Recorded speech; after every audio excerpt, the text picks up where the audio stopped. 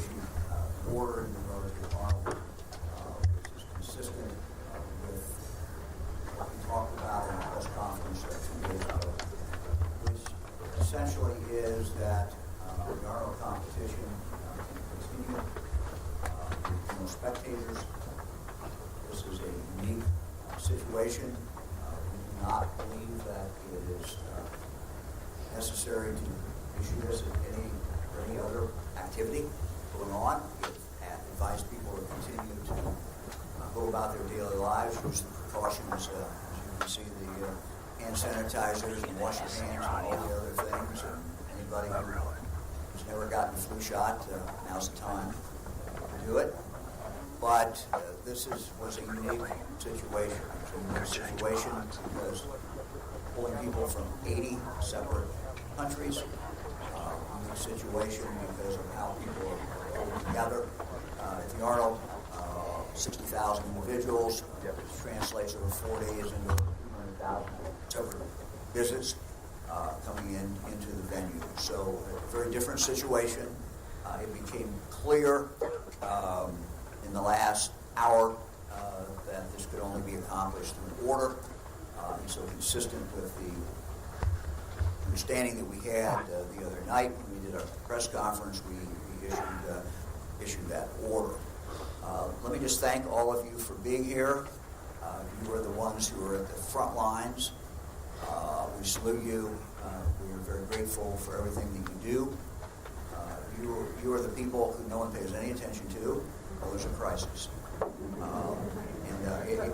If you're doing your work of prevention, no one pays much attention, and that's probably okay. That's probably all right. But our job at the State Department of Health and in this administration is to help you, to support you. Communication has to be a two-way street, and it is. We look to you to supply us with information, tell us what's going on in your community. We, in turn, are in communication with the federal authorities. Dr. Acton and her team are doing that daily. One of our missions is to try to keep Ohio residents informed and give them the best information that we can, understanding that this is an evolving situation. And so you see Dr. Acton out talking about this. I'm out sometimes talking about it, but again, it's trying to have a consistent and clear message. But again, thank you all very, very much for everything that you do. Let me talk a little bit about what we have done internally in the administration, and after that, I will introduce our cabinet. Ask members of the cabinet to introduce themselves to you all, and just kind of turn around, and there's no mic down here, I don't think, so you guys can shout smaller. None of our cabinet is shy and retiring, so I'm sure that is not going to be a problem. But we have the cabinet here because we want them to hear everything. We want them to be a part of this because they are involved in public health as well. Some of them run institutions, some of them run facilities, and so they're part. We look at them as part of our public health team, although they're not labeled that. We look at them as being very, very focused on that. Here are some of the things I ordered my cabinet to start doing. As a state, we run 2 veterans homes. Here's some of the things we're doing our nursing staff. Veterans homes is a higher alert level. We're providing additional refresher training on infection control. 2, starting tomorrow, we will be providing daily training on best practices for infection control to all residents. 3, we are updating our residents and employees with new information on this challenge at least 3 times per week. We've identified facilities within our homes to provide additional and separate care for any residents who might be showing symptoms. 5, We are preparing to screen all visitors to the homes in order to limit the chance of outside infection. As a state, we also run 6 state hospitals. Here are some of the things that we're doing in regard to these 6 state hospitals. 1, we're using emerging information from the CDC to educate Department of Mental Health and Addiction Services staff and patients at state psychiatric hospitals on preventing and monitoring for symptoms of COVID-19. 2, we're incorporating emerging recommendations from the CDC into practice policy for infection control, prevention, identification, treatment, universal precautions, personal protection at all state psychiatric hospitals. Number 3, we increase prevention and screening of patients being admitted to state psychiatric hospitals. We have no cases suspected at this moment. 4, we disseminated COVID-19 prevention resources to our boards, providers, and other stakeholders. 12,000 behavioral health stakeholders subscribe to our distribution list. We have an emphasis on using trusted resources, Ohio Department of Health, for example, and CDC, for educational materials for communities to help manage fear and anxiety in responding to the pandemic. Regarding state properties, I ordered the Department of Administrative Services, DAS, to have hand sanitizers installed in the elevator lobbies of all DAS-managed facilities, and will be upgrading and installing signage in public restrooms on the importance of hand washing. We provided vendor information in non-DAS managed state-owned facilities to purchase hand sanitizers and other supplies. DAS has met with the cleaning vendors and increased cleaning of DAS managed facilities. A heightened sense of urgency in what we do for prevention at the same time, you're again telling all Ohioans, go about your business, live your lives, do what you need to do, do not in any way panic. Being prepared is different from being panicked. Regarding an employee flu vaccine clinic, we completed an additional round of flu vaccination clinics at DAS-managed facilities, plus DRC, BYS, DPS, ODOT. We have those scheduled on the calendar. These will be occurring very quickly. We are working with our human resource departments of agencies and non-DAS managed facilities if they would like access to a second round of flu clinics. Regarding IT support, our network and Office of Information Security and Privacy are closely monitoring the Department of Health websites, odh.ohio.gov,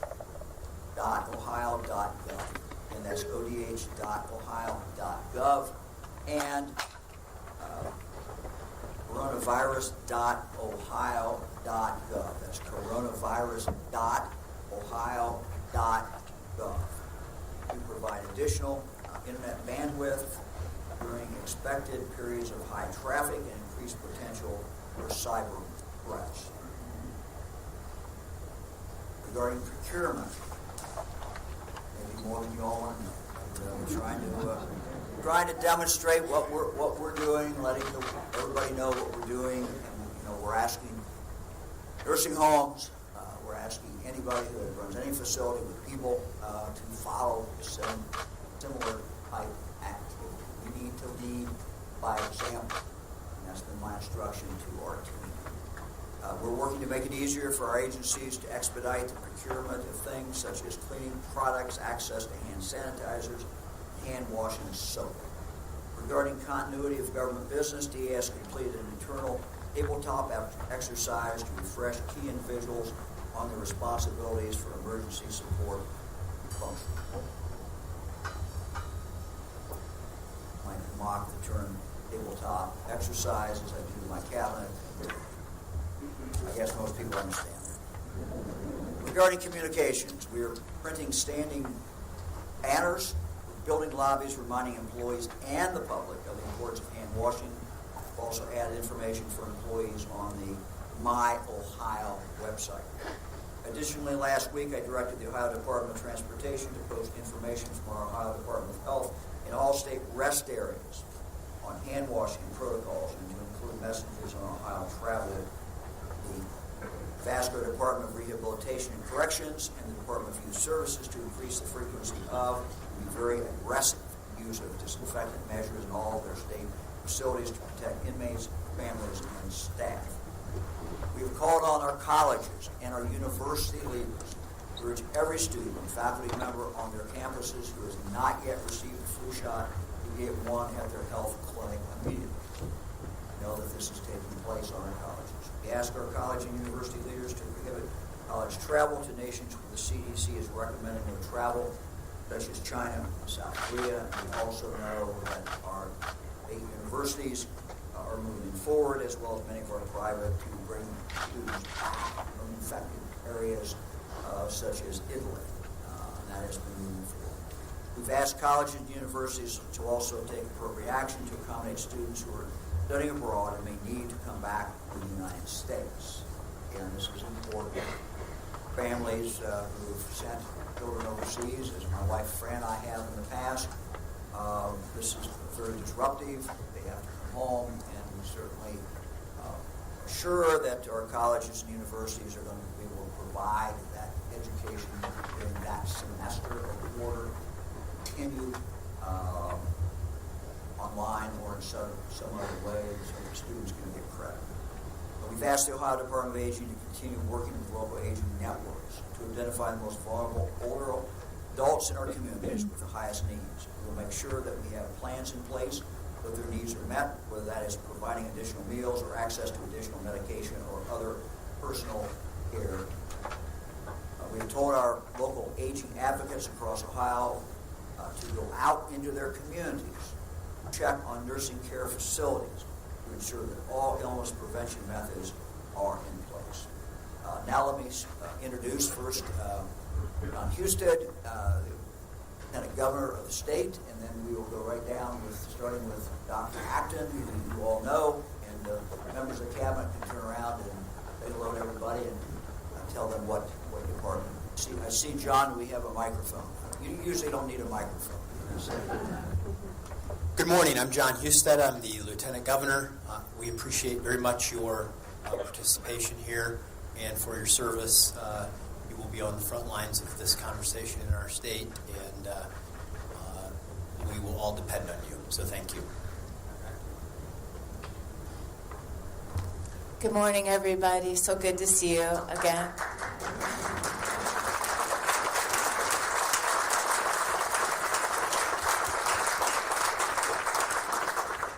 I know there's a lot going on today. I know the media's here, but this is all about you. And I'm going to say more in a moment, but these are the folks you really want to be talking to, media. Good morning, Maureen Clerkin, Department of Medicaid. Jack Marchbanks, Ohio Department of Transportation.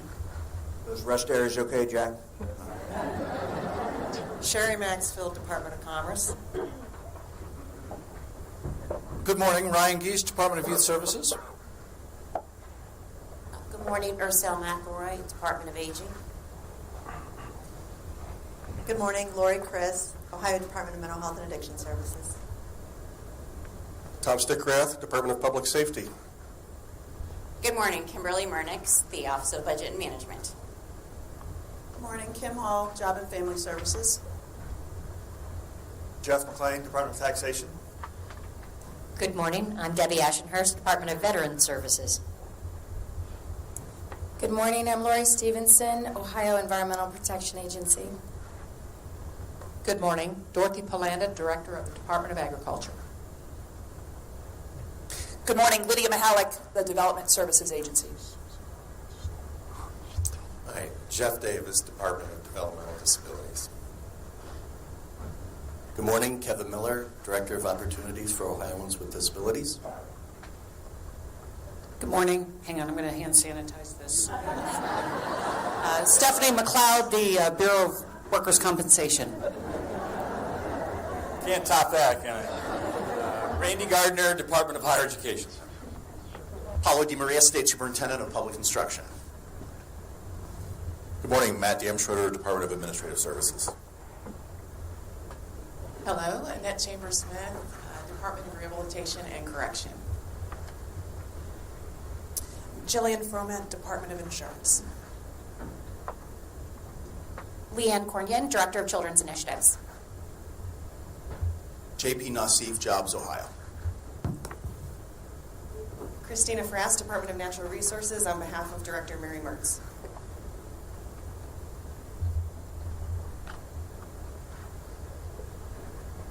Okay, we're gonna need a mic over here, guys. What else? We got everybody? Hi, good morning. I'm Sim Merrick, and I'm the Emergency Management Director for the state of Ohio.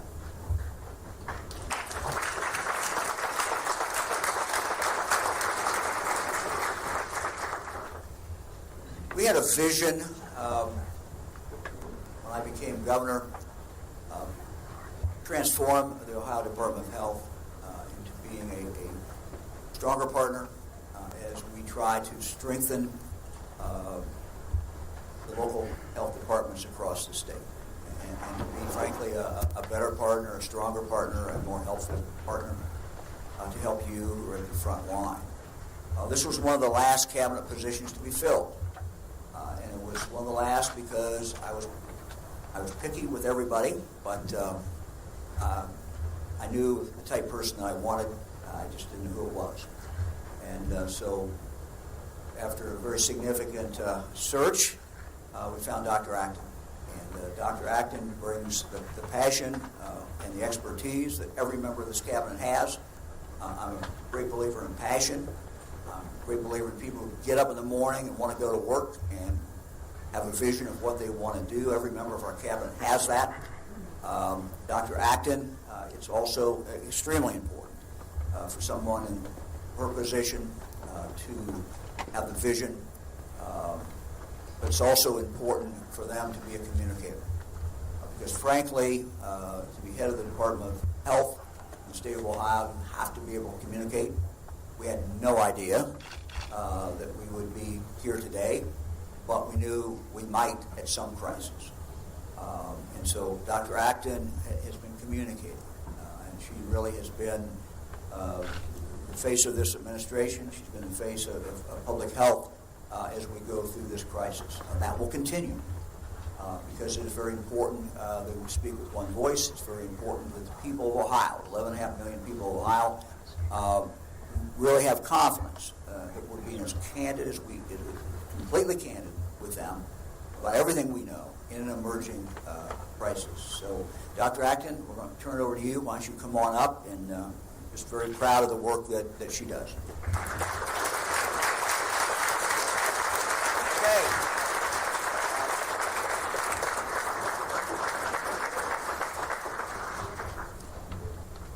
Good morning, everyone. I am so glad to see you. The troops are all here. It's an amazing feeling. And I'll just say off script, I was minding my own business, as many of you know. I've said this before. Had a most wonderful job here in Columbus, working at the Columbus Foundation, and got a very strange phone call from a very amazing woman. I went in to meet the governor, and I thought there's absolutely no way. I mean, why? I'm not political. I'm not involved. I mean, why me? And they said they want three things, first of all.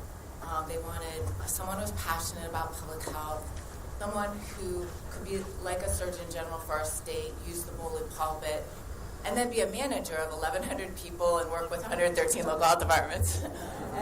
And they said, you have two of those three things.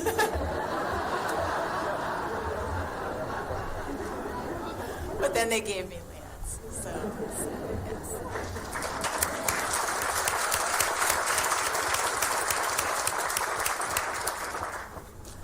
So I want to say, on behalf of my entire team who's worked tirelessly in a week to pull this off, on behalf of the governor, my fellow cabinet members who I just want you to know, we pledge, they're leading, as we know in public health, it's the social determinants of health, and this all is public health.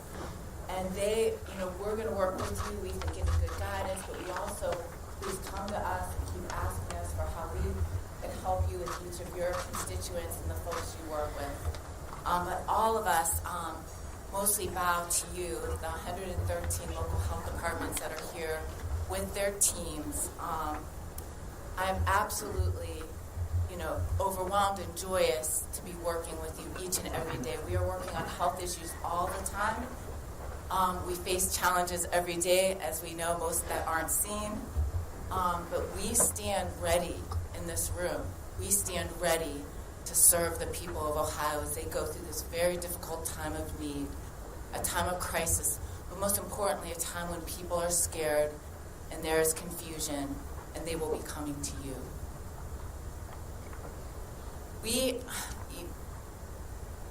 To be alive in this time, and you have those moments in your life where you feel like your whole life led to one moment, to have the privilege of working for a governor who so clearly puts the health and well-being of Ohioans, the lieutenant governor, at the top of their agenda.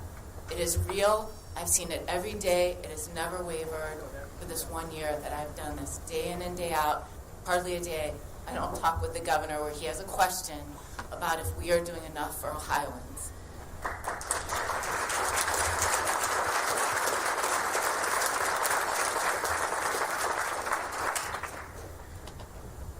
In times that are hard and in times like these, leadership is everything. And as you all know, especially health commissioners who do this all the time, sometimes you have to make the difficult decisions. Today we made a difficult decision about the Arnold Sports Festival. It was a very unique decision. We'll be making more of these, many more of these, as you know. Many of you lived through many epidemics over time. We'll be making more of these every day. And it's so important. It's hard to make those decisions. We have so much empathy for the folks. We know sometimes that it puts people out or it's a hard thing, but we're always making these decisions, the hard ones, for the well-being of the citizens. We do this work every day, 24/7. Since this began, we have been working. People don't know it. Around the clock, my team has not rested. We have not had a weekend off. We were working till midnight last night. This work will continue, and as those of you who have been through H1N1, which I would say this is most like, we know it's a long haul. Most crucial tool in public health is actually communication. And the public, as you can see, around the world, around the country, and in our state, need us to be on one message, one public health, all the time. And for that reason, today we will be talking in detail about how to do that, but we will drive everyone to coronavirus.ohio.gov. In a time of an infodemic and people are afraid, they will reach for information, and it's crucial that they have the best information to make decisions with. It is an evolving situation. Every hour something changes. Every hour the guidance changes. We will get that to you, everyone, the citizens, but most importantly you, through that website. And then the next day, you will be hearing more about a call center we are setting up to help all Ohioans get their questions answered. You have to communicate in one voice. You've been doing that. You've been doing that in an outstanding way. And you are doing it with all your partners, so we will keep that up. Most importantly, you are chief health strategists. I'm asking you to keep reaching out. We are doing it, as you can see here, at the state level. Reach out to your businesses as you have been. Every day, have those conversations with your schools. I know you're doing it with your child care centers, with education, higher ed. These partnerships, people don't know this, that these health commissioners every day are building these relationships, every day doing these strategies. Follow your plan, use your plan, and keep those communications going. To the people out there, we live 30 years longer than we did a century ago. But of those 30 years, only 5 of them are due to what I learned in medical school. 25 of them came from that quiet work, the work that is invisible, the safe food, the clean water, preventing infectious diseases, the tireless work of public health. 25 of those years. And unfortunately, when you hit it out of the park, when you do everything right, you won't see us, right? But then in time of need, and in time of need like this, you will. And it's absolutely important that we continue to invest in a modern, strong public health system. And I'm so grateful to have a governor who's put that at the top of his agenda.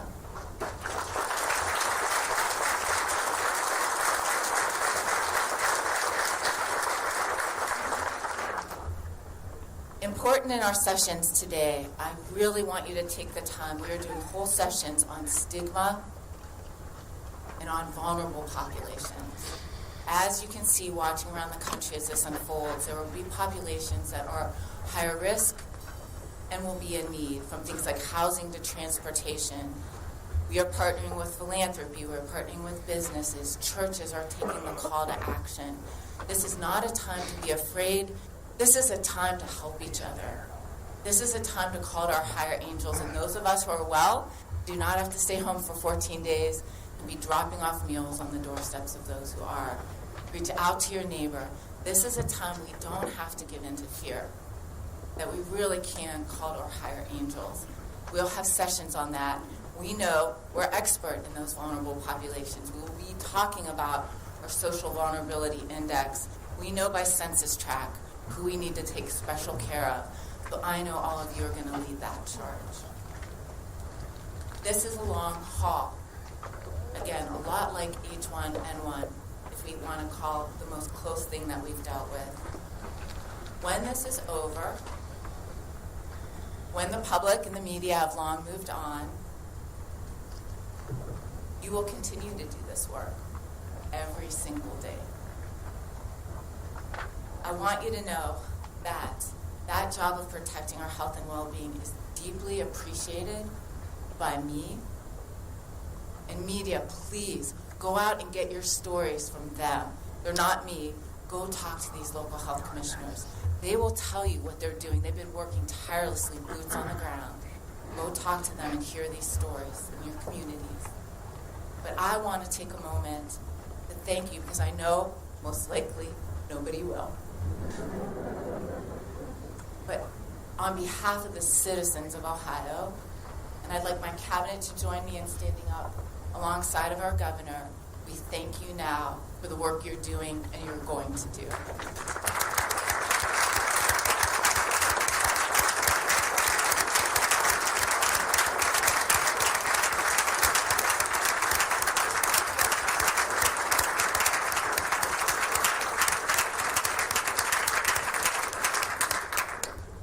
I'm most humble and grateful to lead this team. Thank you.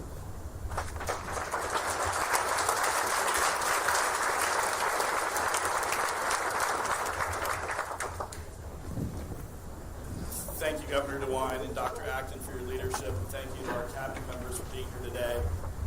We will break down this stage set as we transition into the next session, but I do want to also recognize we know that this response will be a partnership with our local, state, and federal partners, and while we've got the Surgeon General on the agenda for later today, we also have a guest with us today from the Health and Human Services Department, Region 5, Regional Director, Mr. Doug O'Brien. I wanted to say hello.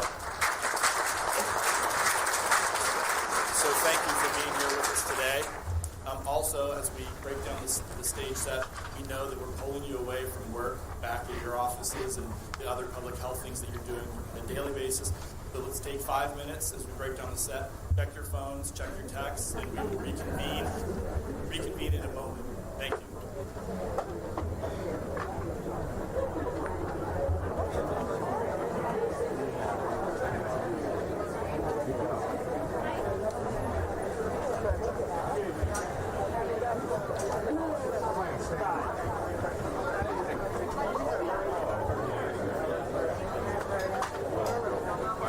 I better get my set. Jeez, give me a lot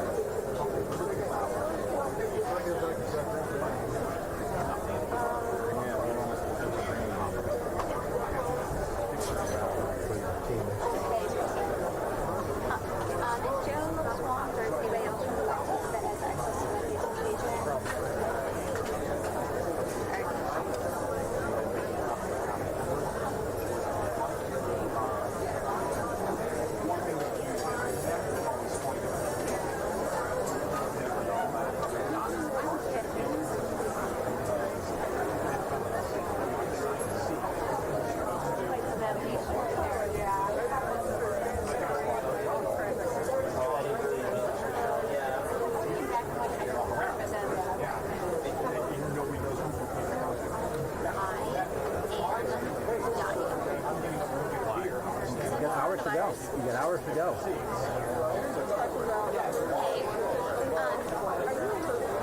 Iranian.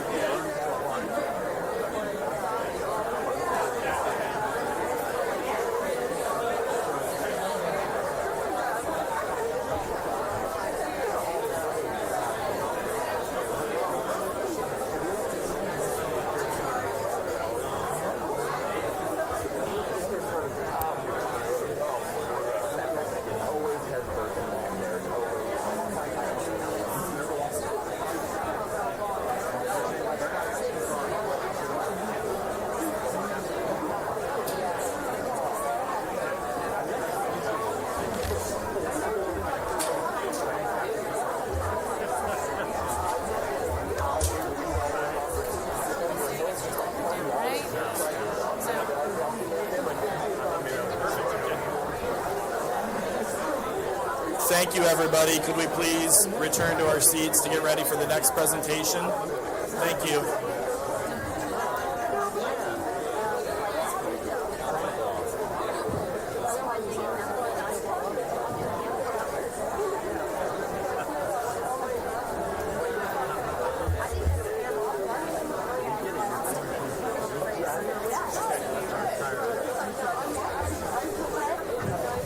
Thank you, everybody. Could you please return to your seats to prepare for the next presentation? Thank you.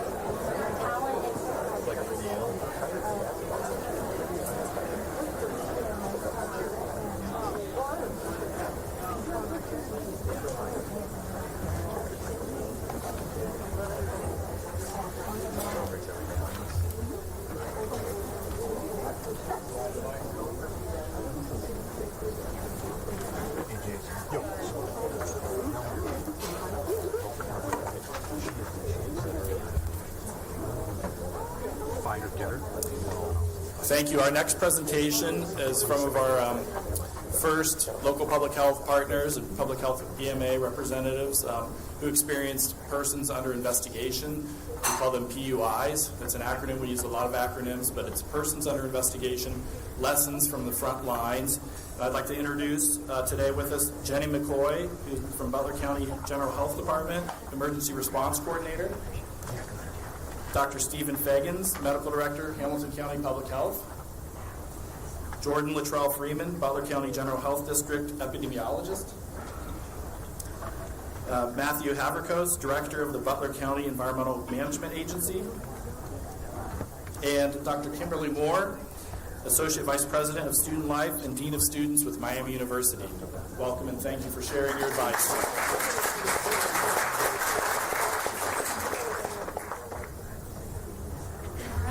Good morning, everyone. I do have my timer ready to go.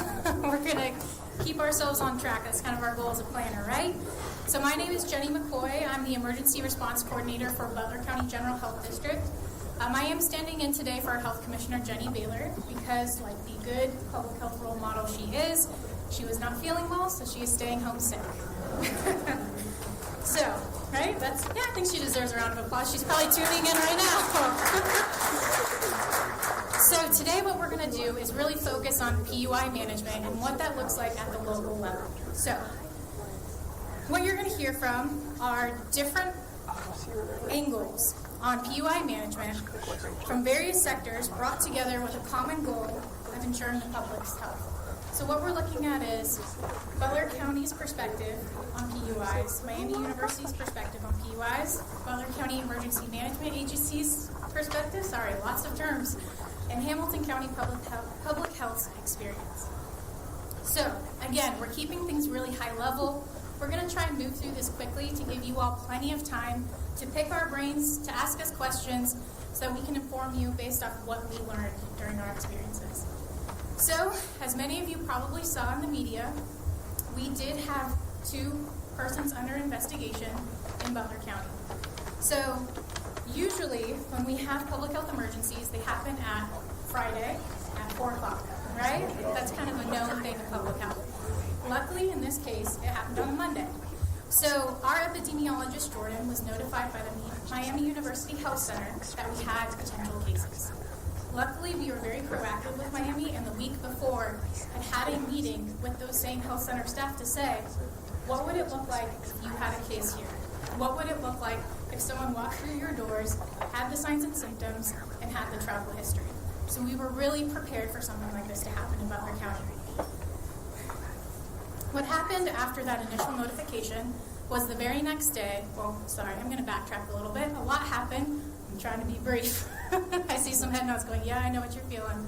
So, that very Monday, after confirming that they were indeed PUIs, samples were taken. Those were sent that same day to ODH and then to the CDC. All right, so moving on to day 2. That is when our command team really opened up. We brought in more of our leadership team at the county. We started doing partner notification. We opened up our department operations center.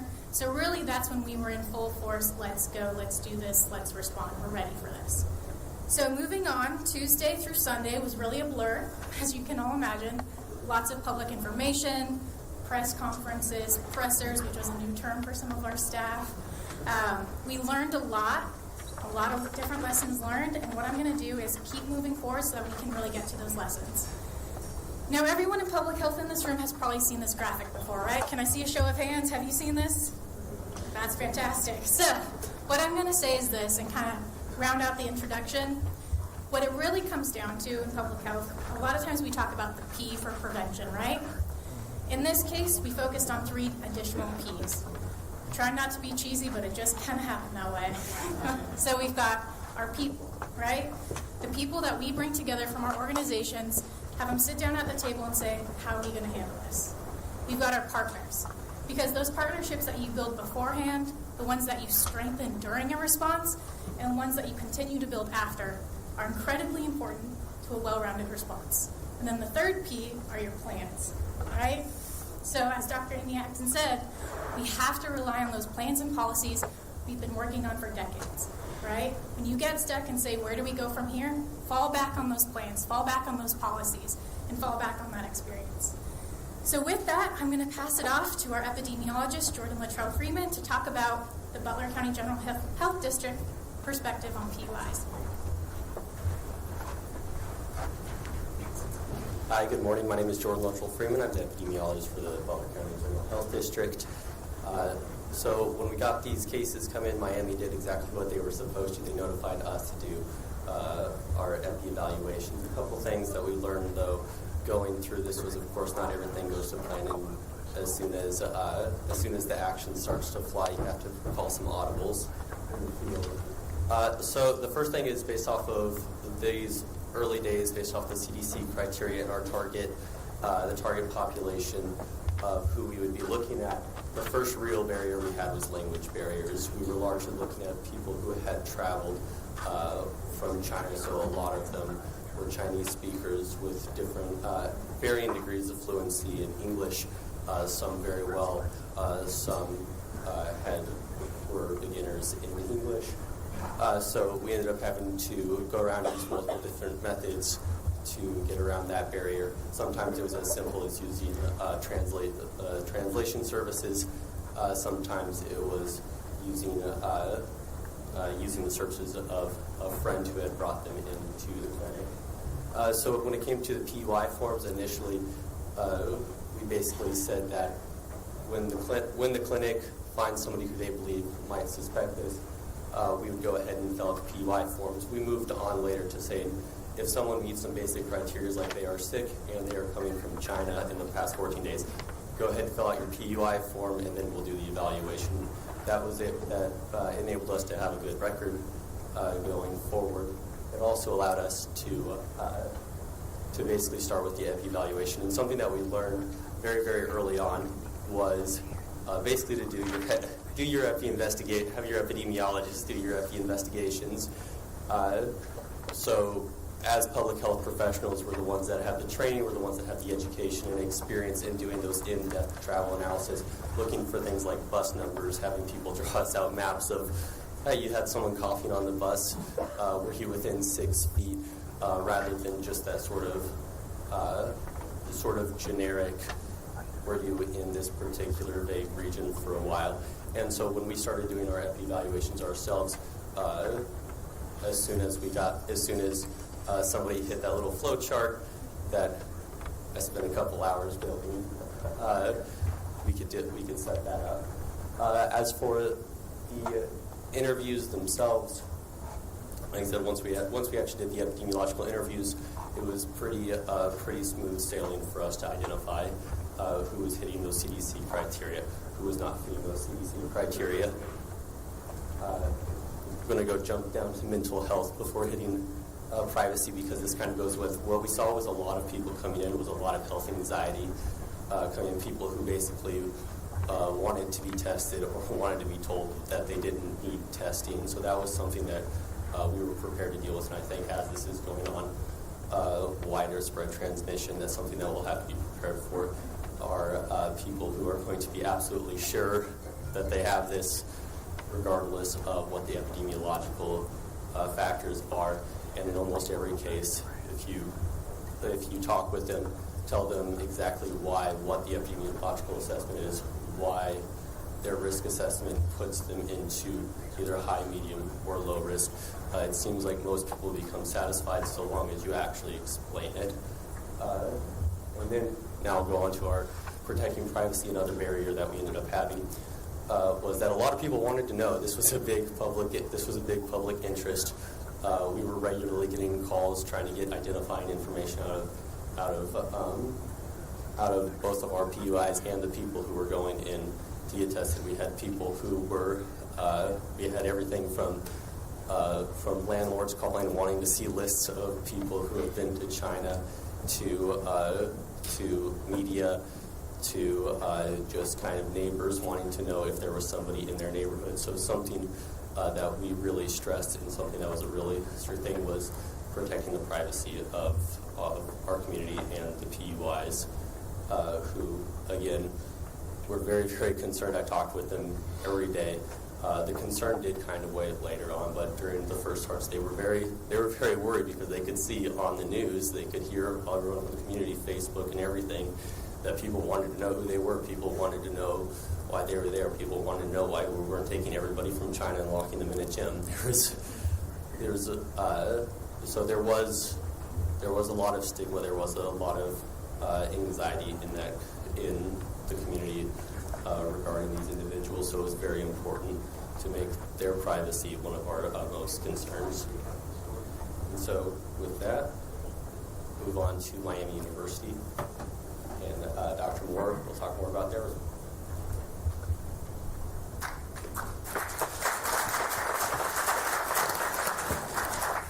Hi, everyone. So from Miami's perspective, I was going to talk a little bit about what went particularly well.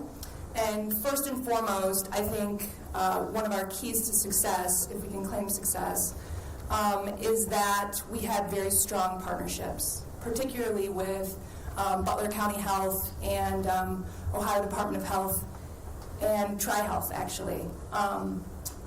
The fact that Dr. Acton came down twice from Columbus to do the press conferences was an absolute game changer, and it was invaluable to us. Really, the partnerships across the board were the number one most valuable piece of this entire exercise. I guess it wasn't an exercise, was it? But I'm going to talk about three keys to success. So the partnerships were one. We thank you, and we really thank everyone from Butler County. It was a game changer. Two, the care that we had for our PUIs. That really was an intentional, high-touch care approach. And really because of what Jordan spoke to, the fact that these students were isolated, they were alone, and they were scared. I think as administrators, sometimes we hop into action because we see a problem and we need to address it. But this wasn't a problem. These were people. And it was incredibly important to remember that we had two students at the heart of all of this as we were doing everything we could to generate plans and move forward. So some of the things that we did were daily check-ins with the students, meal delivery, anything that they needed, we wanted to make sure that they could get. We organized a peer support campaign for the PUIs. So we delivered handwritten notes from their peers to say, I know you're isolated and you're looking at social media and there's some negative things out there, but we in our community and your peers care about you. And we remember that you are sick and it's hard to be sick. And we remember that and we wish you well and we're here in support of you. So that was really important. We also provided telephonic counseling support just to help them manage as they're working through this. We coordinated faculty notification and advocacy. We did not want them to fall behind academically, so we did everything we could to advocate there. We developed security plans in the case they needed to be moved. We did not know what the tests were going to show, and we really had to run all the traps, if you will, on the different scenarios. And we stood up and readied appropriate housing in the case of a positive test result. We got lucky with the students being off campus at a facility that we already had a partnership with. So communication lines were already there, and that was really helpful. There really wasn't any, there was a lot of transparency and communication in the case that, the location got out or that kind of thing. It was really helpful to already have an established partnership with that facility and them being off campus. And then, of course, we really got messages out there that reinforced the fact that the PUIs did all the right things, to remind folks that they came forward, they got help that they needed, they got the testing, and they did all the right things because there was a bit of an undercurrent of a narrative that they were really being villainized. So it was important to reinforce the positive messages. And then I think we communicated well at a central level. It was about centralizing communications. It was about consistent messaging, consistent voice, a lot of the same things Dr. Acton spoke to earlier. The press conferences were very important to sort of bookend this experience. And then we did set up a call center. What that did, it took the pressure off the front lines of a lot of different offices in a disparate approach. It allowed us to centralize response, speak from consistent messaging, and get FAQs in real time. So as FAQs or the questions were being asked through the call center, we were able to immediately translate those FAQs and put them on our website. So FAQs were regularly being updated because you don't know what you don't know, and really you can anticipate the best you can, but really questions from the call center were influencing that information.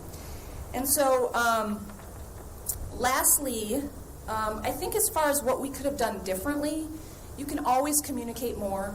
So I think we had so much focus on the external communications and centralizing communications. I think next time, if there is a next time, I think it would be great if we internally communicated a little bit different. We relied on directing our internal folks to our singular communications and updates that we had twice a day. And I think internally folks felt like they wanted a little bit more direct information. They wanted to hear from their director. And so we've got plans to institute a call tree, not a call tree, but a messaging tree if this does come up again.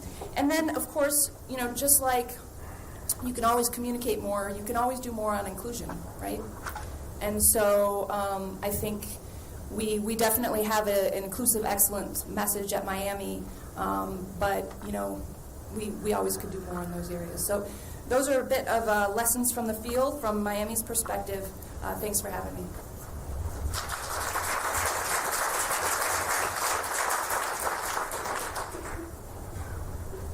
Good morning. My name is Matt Haverkoss. I'm the director for Butler County's Emergency Management Agency. And let me just start by saying I'm honored to be here on behalf of the emergency management community. It truly is a whole community approach that we take down in Butler County. So I know there's a small piece of the pie that's sitting up here, what we like to call the dream team in Butler County. But I will tell you there are a number of other folks that were engaged in this. Butler County is about 400,000 in population. Multiple cities and communities. We have everything from rural farming to big city life in Butler County. So as Miami University actually was calling it during this incident, we have some of the best resources the state of Ohio offers, but we also have small community approach to how we communicate and deal with issues. And so on behalf of the emergency management community, I just want to say thank you to all of the partners that were engaged with this incident to date. And where we stand today, and certainly continue to improve daily as this evolves, as we talked about, is we have a system that we put in place to try and address some of those communication concerns, to address some of those resource allocation concerns, and to address the collaborative planning that we're dealing with. So we're at a stage right now in this where we're looking at individual organizations, county government, business, schools, even family continuity of operations plans as we see this thing evolve on the national scale. And so in emergency management, we have 4 phases. I know the governor opened up with a very eloquent way to put it. Preparedness is step 1. Preparedness is step 1 of our mission in emergency management. Step 2 is our response element, which we are going to talk a little bit more about in the question and answer session today, which we broached that a little bit with our 2 cases, potential cases. And then you move towards recovery. And the last stage, the 4th stage, would be mitigation. And so those, we're not going to talk too much about those today unless you have specific questions. But in the preparedness element, one of the things we did early is connect with our partners. So as you guys in public health are dealing with this, you are overwhelmed. Day 1, day 2, day 6, you're overwhelmed. You don't remember what happened, what you had for breakfast the day before, right? So where emergency management comes in for this is to set up a system. Jenny McCoy from the Health District mentioned the 3 Ps a little bit earlier. I'd argue there's probably a 4th P. Anybody show of hands had incident command system training, ICS training? I figured quite a few. The governor mentioned it. I figured you guys were on par with that. I appreciate that. That's the system that emergency management brings to bear during this. We're not in control of this. We're helping coordinate resources, resource allocation. And that 4th P that we're looking at is that planning P. If you guys rack back in your brains 10, 20 years ago when you went through all these ICS trainings, that big P, and you work around all the meeting cycle, that's where we come to bear. We put that in a practical, boots-on-the-ground level so that the professionals in public health, the professionals in first response, the professionals in county administration can do what they need to do in times of crisis.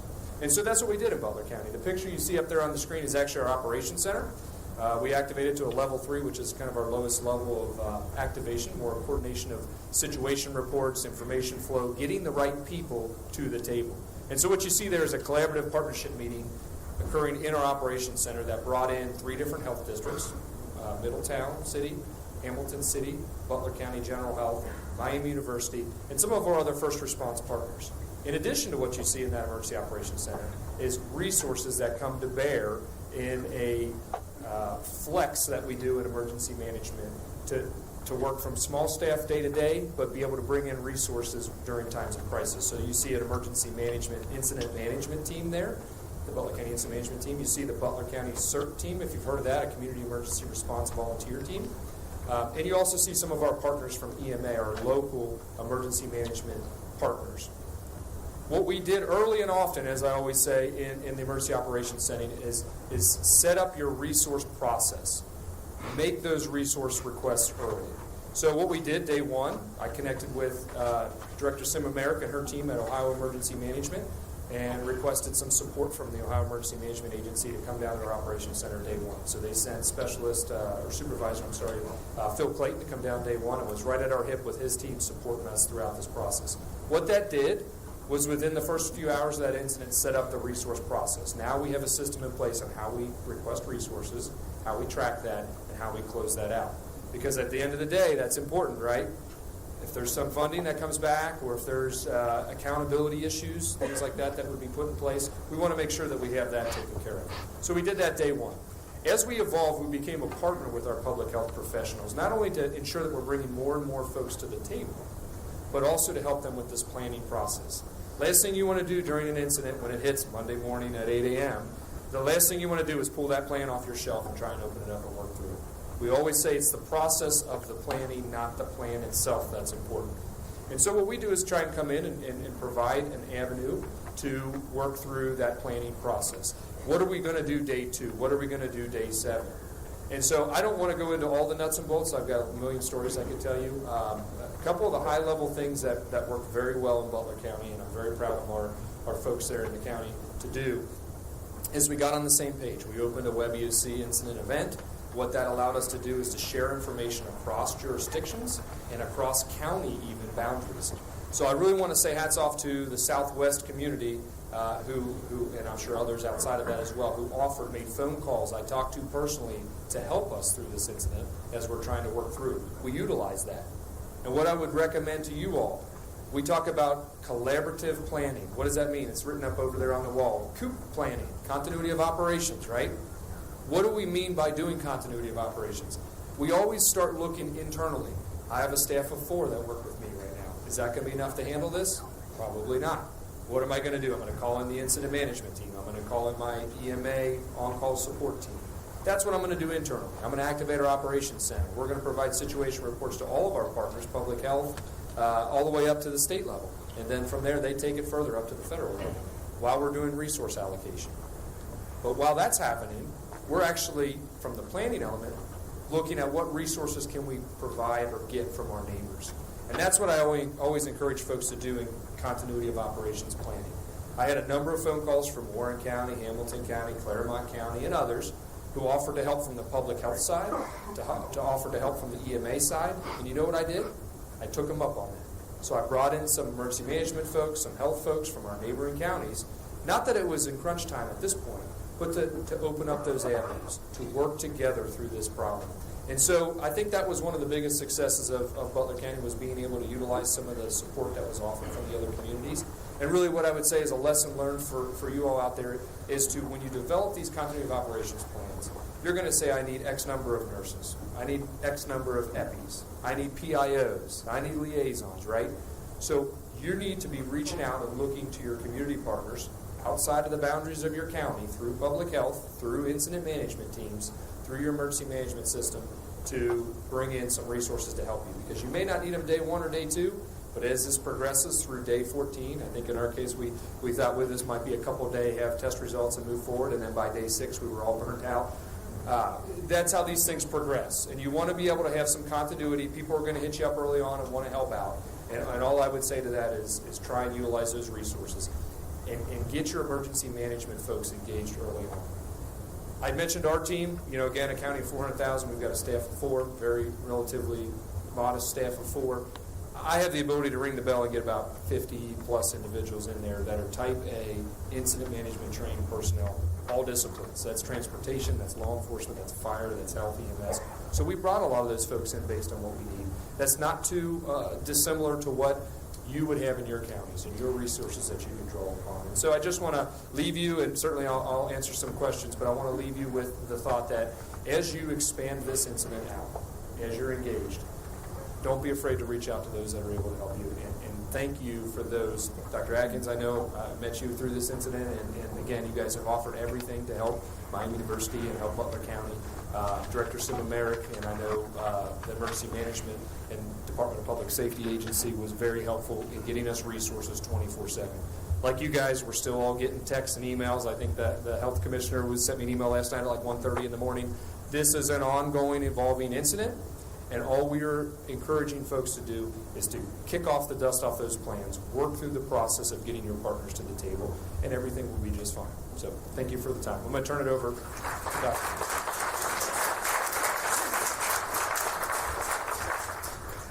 So I'll finish up here. And last night, I found out that Butler County had slides. So I'm going to talk to you. As I was sitting up there looking at my phone, which I'm not supposed to do, I got a call. And it says this: Dr. Fagan, this is so-and-so with Southwest Ohio Hotline. I have a physician waiting at ER named about a question about coronavirus. Could you give us a call back right now to talk to such and such doctor? I suspect probably many people in this room got a call just like that sometime in the time that we've been sitting here. And so I also suspect that the reason that ODH was up late last night was because of Jordan. Because Jordan called me at midnight. And so I think the team has been working that up for much of the morning. And so in my role here is really to talk about the local health department relationship with the local health system. And so everything that occurs in a hospital or a health system or some type of office. And it's the local health departments that have those relationships. And whenever there's a crisis, you learn more about people in a day than you do in a year. And you create relationships like I didn't know I would talk to the director of health every day for a week. But I have, and it's been good. And so, it's you create relationships that will help not just now, but in the future. And so you practice things, and you need them if you need to. So I have, in my role as both clinician and medical director, had the opportunity to sit in that negative airflow room with all that stuff on with people who are very scared. We talk about population health, and sometimes we need to narrow it down occasionally to person, physician to patient. Imagine sitting there with that mask on, and all the people that come into your room is as scared of you are as you are of them. And so it's also important to remember the human part. A person under investigation, what a horrible term. Like, I'm sorry, is there going to be a PUI or not? I don't know. And simply that classification causes stigma and causes people to be even more afraid. And so part of my conversation with you is I have had the opportunity to speak to many individuals and determine, do we need to do this test or not? Do we need to open up a large number of people making calls, doing investigations to determine everyone that you have had in contact with? And I'm going to go down this checklist and use these disease investigators and all. But I'm also sitting within a healthcare system. One other thing is once a particular disease has been ruled out, you don't have COVID-19, you've got to have something, make sure to have follow-up. Set that appointment the very minute that an individual is able to come off self-isolation. Don't just drop them if you're done, but make sure that they have an appointment. We've been working, bringing food, bringing cat food, bringing stuff all week or however long it took to get that negative test. But now we also need to make sure that they have follow-up. And that's a part of what the healthcare system does. The other part is that individuals who are on self-quarantine, many of them are healthcare workers. And we've had them in our state. We've also had them around the country. And so just as a matter of fact, many of our large physician groups are part of national groups, and they have had members of their national group who have been under self-quarantine. For example, the hospice group I work with is also the hospice group in Washington State. And they have 6 of their physicians who are on 14 days self-quarantine. One of them is COVID positive. And so they are as a national almost emails that go out for locums to come in and backfill that. For the staff, I understand 100 staff in the hospital. There are emails out to have condition folks come in and backfill that so that we can continue continuity of care. So all that is important from the healthcare system as much as it is communication. And that's another thing. There's a lot of well-meaning individuals up and down every one of our hospital systems who want to send out emails of and encourage. And so what ODH has done is be the source of truth. To always have the latest updated, so sending out links rather than sending out emails is what you think is the latest information. And then finally, communication with all staff. Imagine standing in an emergency room. We have just done the Ebola thing. We've all done all this stuff. We've been keeping everything, and then we're going to send the patient home and send them out. How do we have that huddle, that post-event huddle, and how do we communicate that in the respectful way to patient information to the rest of our staff? So that so no matter what, everybody's still a patient. Anybody in this room can find yourself in that room with that mask on, with all those people, with all that stuff on, trying to stick something down your nose and get a sample to send off and find out if you've got the coronavirus. So it's important to remember that we're all still healthcare providers, and even in anything, we all still take care of patients. And so that's my thank you.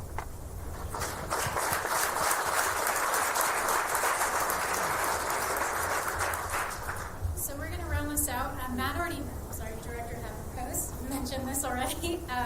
It wasn't just the people up here that helped with this response. And I imagine anybody who's been through this experience has a similar list. So we did want to just say thank you, and maybe we could do a round of applause to all the partners involved. It took a lot of people.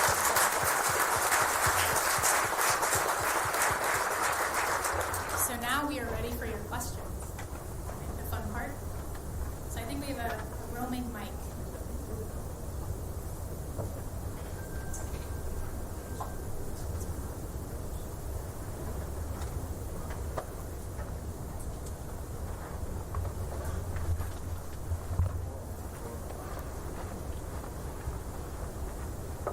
Myself as a guinea pig, I'm Sherman Smith. I'm from Southwest Ohio, Cincinnati, in our emergency operations area of the city. So the question that I have relates to the discovery of a PUI or someone that that's even sick and they're going to either self-quarantine at home or they're at the hospital. We are still performing other business, and we're responding to the building that they live in and that sort of thing. So if you could tell us about the level at which you were able to share information with your first responders and how you protected them from potential contamination or exposures while they were providing the other services that they provide while this is going on. I can certainly answer that. Yes. So location. Some the state has really good AV. So the location of persons in isolation is known to local emergency services. And that also is the relationship between medical directors such as myself, chief medical officers, and others who have that relationship with EMS to be able to basically not broadcast or 911 that you're about to go to a place that you need help. Making sure that even to the extent that they have the equipment, they know what the PPE is, and they also know how to decontaminate and do thermal cleaning of the medic. And even who needs to wear what. The person driving in the front, where's this? The person driving in the back, riding in the back, where's this? And even making use of, we have ultraviolet sterilization, and being able to use that to extend minutes back to the medic unit if we need to be able to sterilize that. So that without a lot of fanfare, I think it's the same. Local EMS knows individuals that they need to have extra protection when they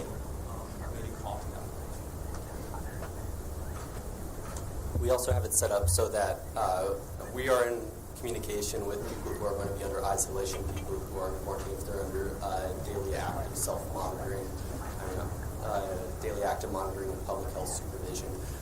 And those people, we definitely tell them that whenever they have to call, if they develop symptoms and they feel like they need medical care, they need to tell dispatch about their exposure history so that the dispatch, so we have that extra level so that the EMS or whoever's responding can be sure that they're taking the proper protection. You can tell we're all very passionate about this, right? So I'm just going to tack on really quick. As far as partner coordination, I'll stay back here. I'll hang the mic. So a lot of it came down to when are we actually going to tell, right? When are we going to increase the number of people who are actually looking into what we're doing? And so really when it first started, we kept that really small.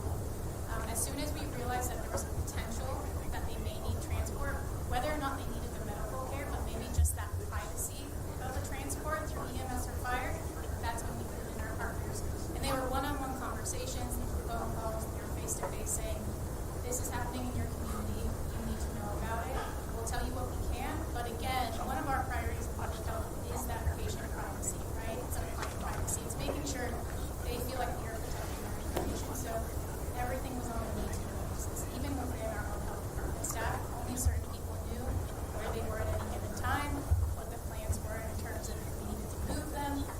So we kept that group very small, like the entire response.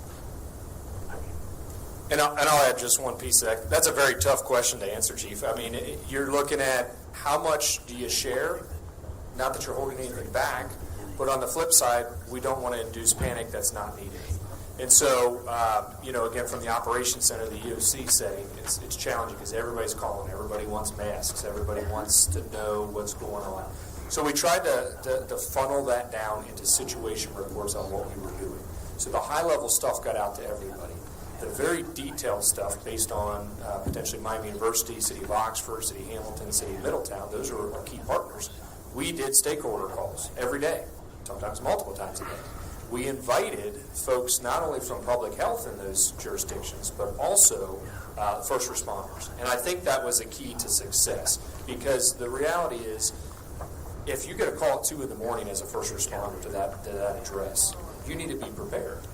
And so, we worked through the operations center to make sure that we had the right message, consistent with ODH, consistent with CDC, as we know is kind of evolving as this evolves, to get to our partners and really build that team. And so I think that was the success at the end of it. It's always a challenge the first couple of days to get the right people to the table and informed. But on the flip side, we don't want to induce some sense of panic. What we're encouraging folks to do is to utilize your plans that you've already put in place, just like you did with H1N1 and other things in the past where you've had to mask up or put glasses on or whatever when you interact with potential patients. And I will say one other piece I think the team here was very successful at in this case, which was talking points to our dispatch centers. We have 7 dispatch centers in the county. So again, you can focus on one, or you can make sure you share that information amongst all of them, because again, they're the front line. They're going to take the first calls with this, and I think that was important to get that message out there and be very transparent to let them know that as changes happen, we would let them know, and then additionally, they could call into our hotline. We had a hotline set up as well as our operations center to get the latest information if they had any kind of interesting calls. Does that answer your question? It does. Just trying to match what we've already put in place with what we got today. Thank you. I just want to say one thing too about communication. I know the media is here, and the media is key to us getting good information out. Thank you to the community.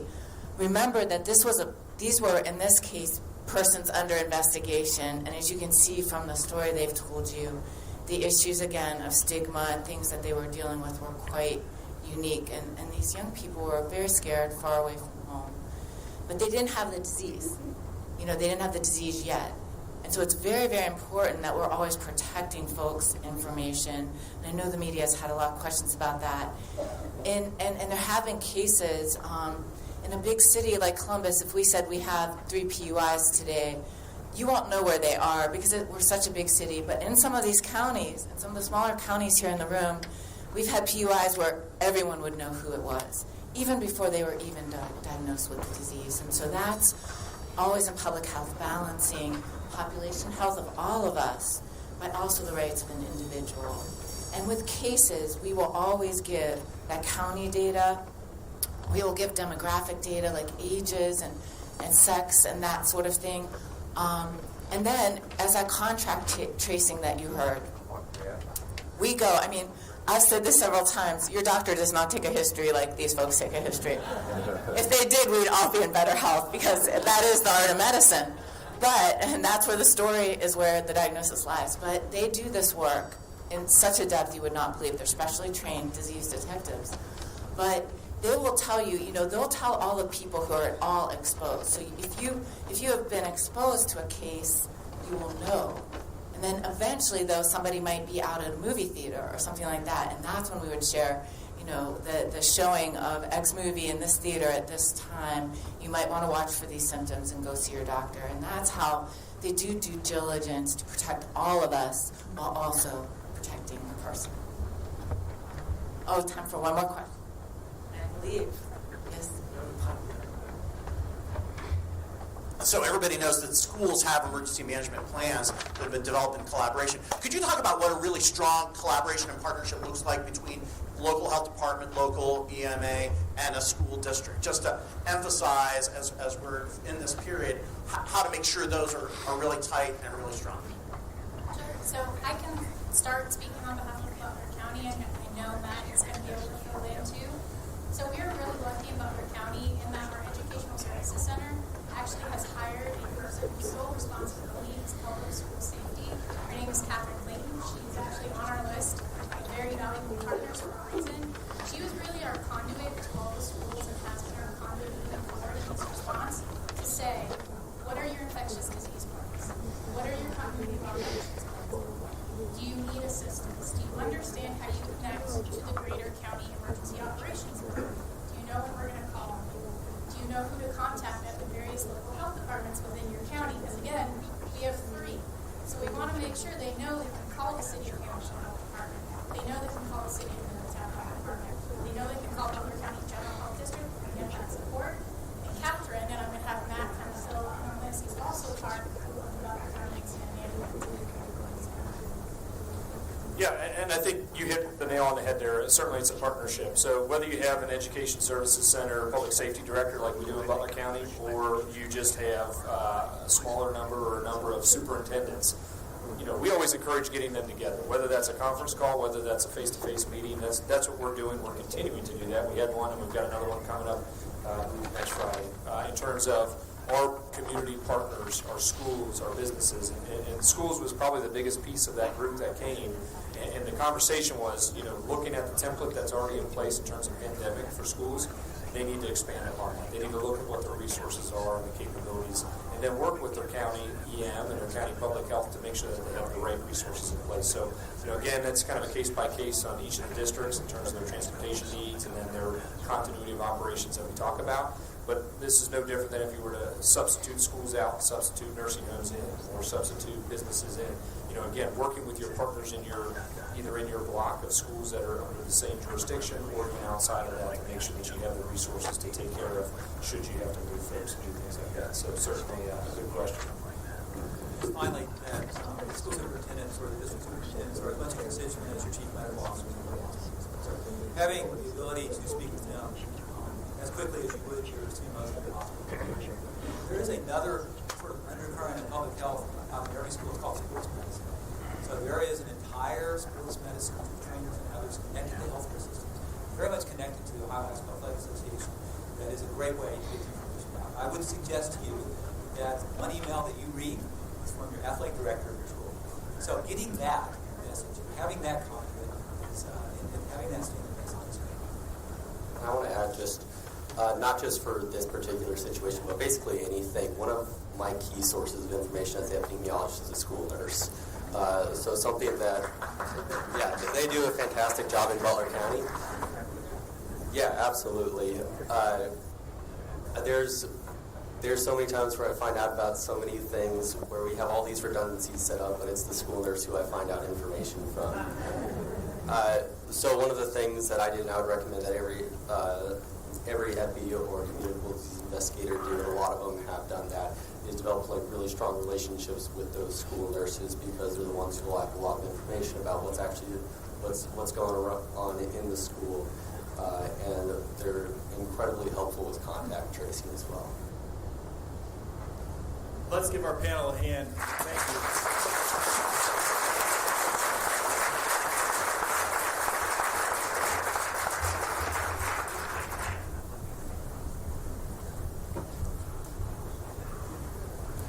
We're going to keep things moving. Next, I want to introduce Ben Robison with the Ohio Department of Health.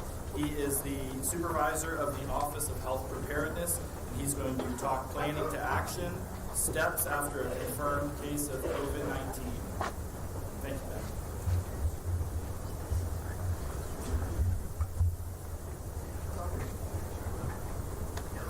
Good morning, everyone. It is a privilege to be here with you. Thank you for letting us speak about some of putting into action the things that all of you are doing here in the room. What we recognize as part of the State Health Department is that what we do will not work if you guys are not prepared to respond first. Everything begins and ends locally when it comes to emergency response. And so the work that you are doing positions us for success, and we want to be able to be a good partner for you too. So thank you so much for being here today. As we go through this session, we're going to look at just 3 overarching topics. We're going to review a couple of pandemic planning resources that are likely familiar to many of you in the room. We're going to look at the action steps following a COVID-19 case. And since we don't have any cases in Ohio, we wanted to map out some of the things that we are all going to be thinking about and doing shortly after we receive confirmation of that case. And then finally, we want to look at the plan for following up with all of you. So as we heard just right now from Butler County, sometimes we will see that it's just one jurisdiction that's impacted, but the rest of us may have involvements as well. So if you're not already connected to what's happening within that county, we want to be sure that you have the opportunity to hear from us about what happened and to ask questions that might inform what you're doing within your county next. So we are thinking about you from the moment we have our first case. We want to make sure that we then wrap our arms around all of public health again and make sure that we are huddling together on the next day after we're ready to go. So we'll talk about that as well. So this chart here maps what is a pandemic curve without any interventions at all. And on the bottom of it, for those who may not be able to see it in the back, are the phases that have, the intervals that have been identified by the CDC in their new pandemic planning framework. So if starting from the left and going to the right, you have investigation, recognition, initiation, acceleration, deceleration, and then preparation. If you can see there, those first 2 intervals, investigation and recognition, those are not pandemic intervals. These are the pre-pandemic intervals when things are developing that could eventually become a pandemic. So if you remember, there was a lot of interest previously with avian influenza. All the surveillance and all the monitoring that was happening with that was because there was concern that avian influenza represented a pandemic threat. And so as the CDC was monitoring that with the World Health Organization or the WHO, they were engaged in those pre-pandemic intervals of investigation. So when they would hear a case of a jump from an animal to human, they would investigate. If they began to see that more of those cases were developing, they were moving to recognition. And eventually we begin to see cases moving with more regularity through the population, the human population, and now we'd be moving into initiation. Initiation is the early stage of a pandemic where we begin to understand that this might be affecting us and could potentially become a pandemic down the road. When it moves to acceleration, that's where you would see that exponential case count increasing in numerous places geographically. And then you really don't come out of it until it just starts to slow down. Sometimes that's through intervention. Sometimes that's because it kind of has infected the people that it can infect. And then it begins to scale back.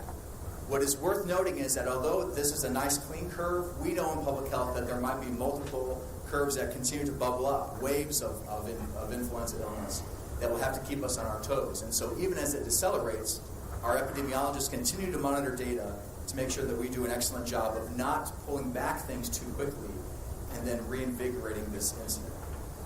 And so finally then we go into the preparation phase. And it's a pandemic phase, but at this point we really are on the other side of the major impacts. And so we begin to think about how we get ready for a potential additional wave or a potential next pandemic. And so these are the phases mapped over with no interventions if we were to just let the disease run its course.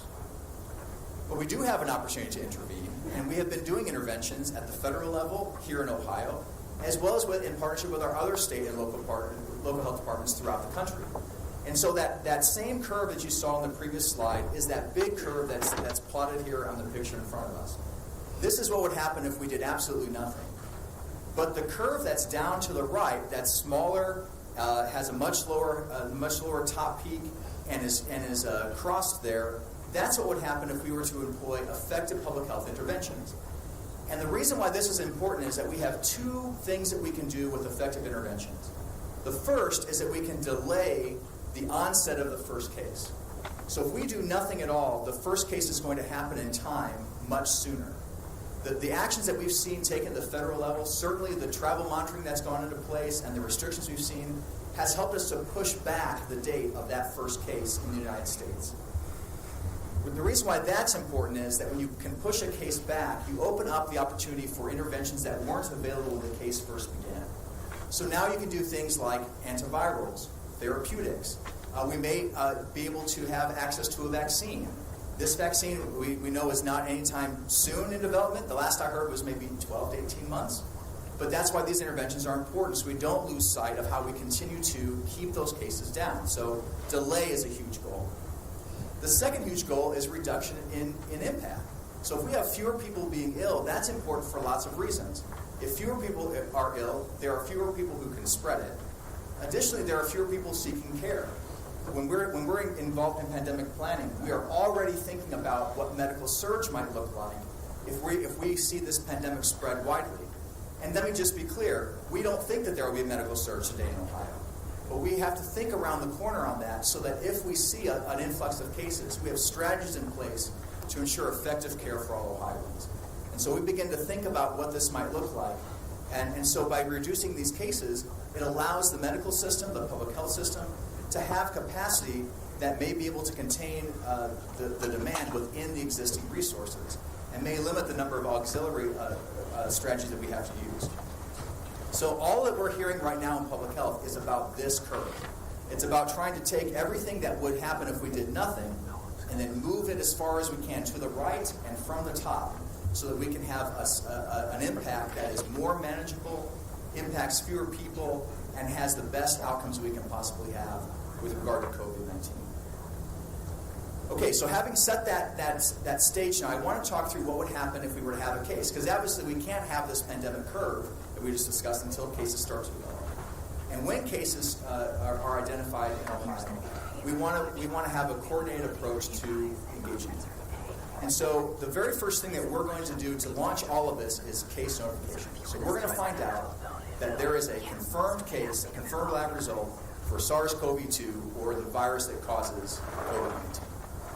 Once that happens, we're going to receive notification within our agency, and our director of our Bureau of Infectious Diseases, that's what BID stands for, is going to notify our ODH leadership and then immediately also notify the responding local health department for whichever jurisdiction is impacted by this. From there, then, there's going to be a concurrent structure between the state health department and the local health department that will often intersect as we go through the engagement of this. And you're going to engage your broader teams. Here at ODH, these are the members of our core response to COVID-19. And I want to say this, there may not be a role for every one of these individuals immediately following the identification of the case. But having them on our core team ensures that should this be developed, we have the right people at the table who are informed, who are aware of what our strategies are, and are positioned to provide that horsepower to get these solutions